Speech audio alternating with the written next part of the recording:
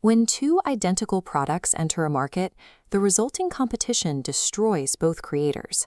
They grind against each other, slashing prices and matching features until the friction fractures their operations and their margins disintegrate into dust.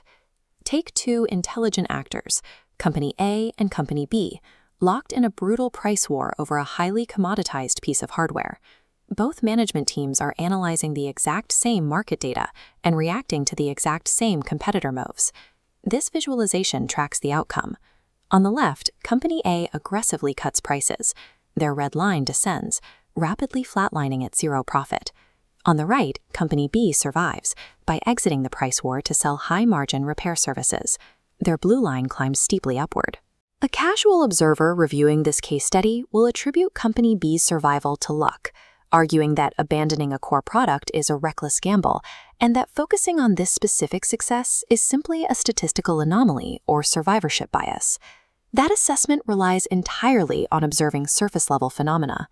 Company B did not guess correctly.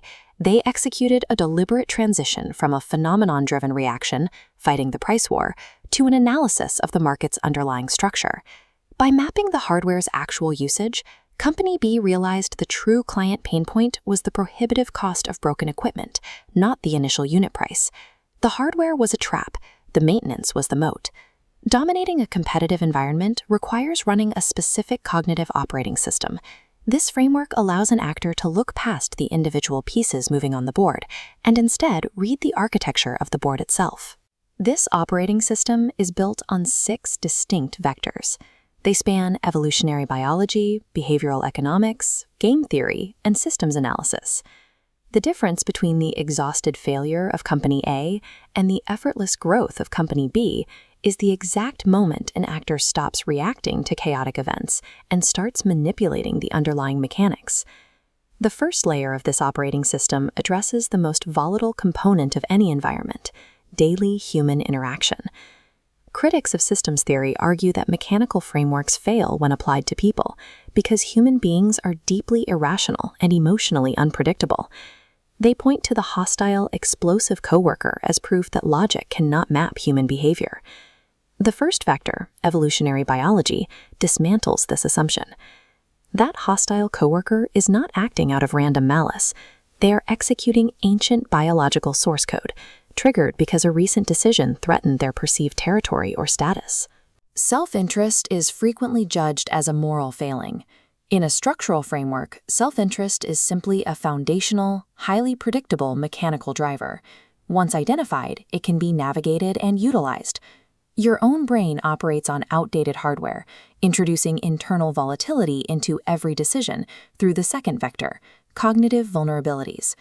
This schematic illustrates our brain's cognitive pathways, restricted by flaws like confirmation bias, the tendency to look only for data supporting existing beliefs. Another is loss aversion, where losing feels twice as painful as gaining. Patching these vulnerabilities requires forced cognitive pausing. Intercepting an instinctual response and routing it through an analytical filter forces a delay that overrides biological defaults.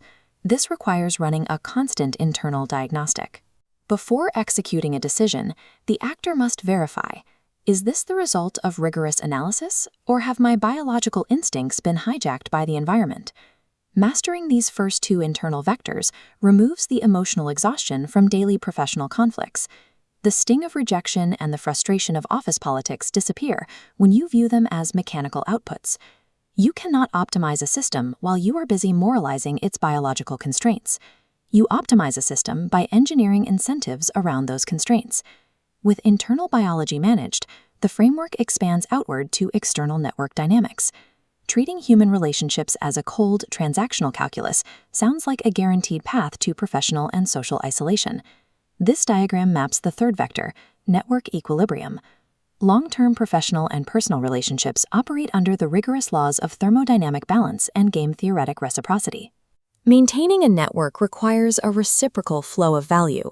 This value is not strictly monetary.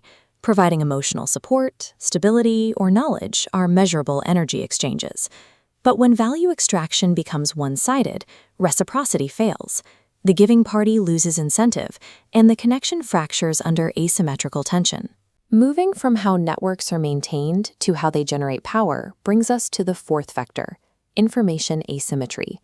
Information asymmetry is a condition where one party in a transaction possesses better, more accurate data than the other. Wealth generation is the active arbitrage of these information gaps. It relies on knowing what others do not, or possessing the capacity to process the exact same public data at a much higher resolution. Individuals trapped in lower-tier networks constantly fall victim to market trends because they receive data at the end of the distribution chain. By the time the information reaches them, the value has already been extracted. Upgrading your professional circle acts as a mandatory structural requirement for accessing higher-tier data streams before the broader market can react. Sustainable social and financial networks are governed entirely by the physics of reciprocal exchange and data resolution. They are entirely immune to sentiment or good intentions. This leads to the most critical challenge.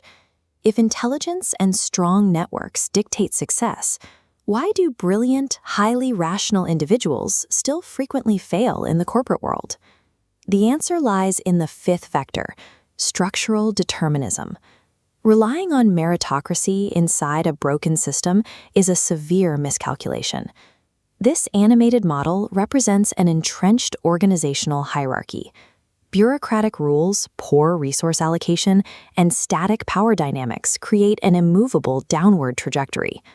A failing structure nullifies individual brilliance. The massive established gears effortlessly force localized talent to match their slow, grinding pace. The prime directive of structural determinism is absolute. If the architecture is flawed, the optimal strategic move is immediate structural migration. Increased localized effort will only accelerate your exhaustion. The final vector shifts the focus from the physical space you occupy to the time horizon you operate within, temporal compounding. An anxious actor requires immediate linear feedback loops. They put in extra hours on Tuesday to secure praise on Wednesday. The structurally aware actor operates on a completely different timeline.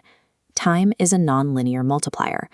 Every career and financial decision must be evaluated strictly on a 5 to 10-year horizon of compound interest. Returning to Company B from our opening, exiting a competitive price war caused immediate short-term revenue pain. But by leveraging the time horizon, that short-term pain funded an unassailable, compounding service monopoly over the next decade. Raw effort and intelligence are scalars. A scalar is a quantity that has magnitude but no specific direction. Structure and time are vectors. They possess both magnitude and a definitive trajectory. Without aligning your vectors, all scalar effort is mathematically negated. Perfect operational efficiency often mirrors a state of ruthless detachment to an outside observer. The first behavioral indicator of this cognitive upgrade is a complete shift in vocabulary. The actor stops wasting cycles debating the moral right versus wrong of a situation and exclusively analyzes the strategic yield versus loss. The second indicator is achieving emotional homeostasis, the ability to maintain a stable internal psychological state regardless of external conditions. The actor remains perfectly calm because they view chaotic people simply as components executing rational self-interest. The third indicator is the remorseless severing of sunk costs. A sunk cost is a time or financial investment that has already been incurred and cannot be recovered. The upgraded actor refuses to engage with toxic externalities, protecting their energy capital above all else. To maintain this architecture, deploy 3 protocols. First, the 5 whys. Stop reacting to surface symptoms. Aggressively drill down through the sequence of events to locate the specific structural beneficiary of any conflict. Second, third-person cognitive distancing. When facing a severe setback, strip away the ego by changing the pronoun. Instead of asking, "Why am I failing?" ask, "Why is it failing?" Third, ruthless data curation. Audit your daily information diet. Your cognitive output can never exceed the quality and resolution of your informational input. Cognitive clarity results from the gradual, compounding application of these structural patches over years of daily friction. Slowly, the phenomenological mess you used to react to snaps entirely taut. The chaos organizes into a clean, readable grid. The world operates as a makeshift chaotic stage, but the physics governing it are absolute. Align your decisions with the physics, and the friction of daily life permanently disappears.